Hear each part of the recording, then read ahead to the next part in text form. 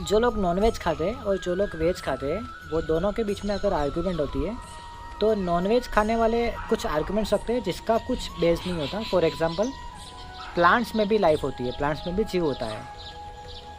अभी आप मुझे ये बताओ कि प्लांट्स में सेंट्रल नर्व सिस्टम कहाँ पे होती है, उसका किडनी कहाँ पे होता है, उसका लीवर कहाँ पे होता है, उसका हार्ट है वो कहाँ पे होता है। आपके घर में अगर आग लगती है और सब लोग घर छोड़ के बाहर निकल गए, बाहर भाग गए, अचानक से आपको याद आया मेरी घर में मेरी पाली हुई बिल्ली अंदर रह गई। आप वहाँ पे भागे बिल्ली को बचाने के लिए और आपने बिल्ली हाथ में उठाई।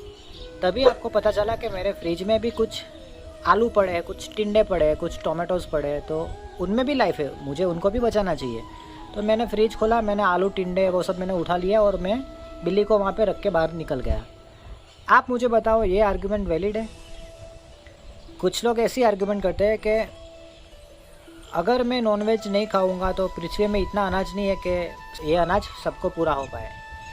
मुझे आप सच बताना, अगर आप नॉनवेज खाते हो, आपने डिश में से चिकन लॉलीपॉप उठाया और आपने जब मुंह में रखा तब आप सही में ऐसा सोचते हो कि ओ माय गॉड मुझे नहीं खाना था लेकिन पृथ्वी पर इतना अनाज नहीं है और इसीलिए मुझे खाना पड़ेगा? सही में बताना, आप ऐसा सोचते हो कभी भी?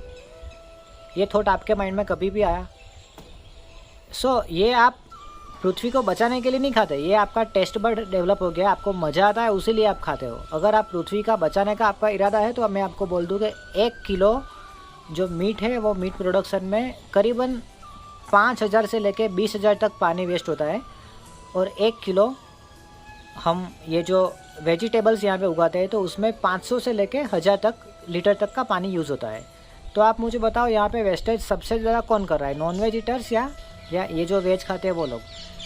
और अगर हम यहाँ पे टेस्ट की बात करते हैं तो मीट का कोई बेसिक टेस्ट नहीं होता, मीट का टेस्ट होता है एकदम फीका।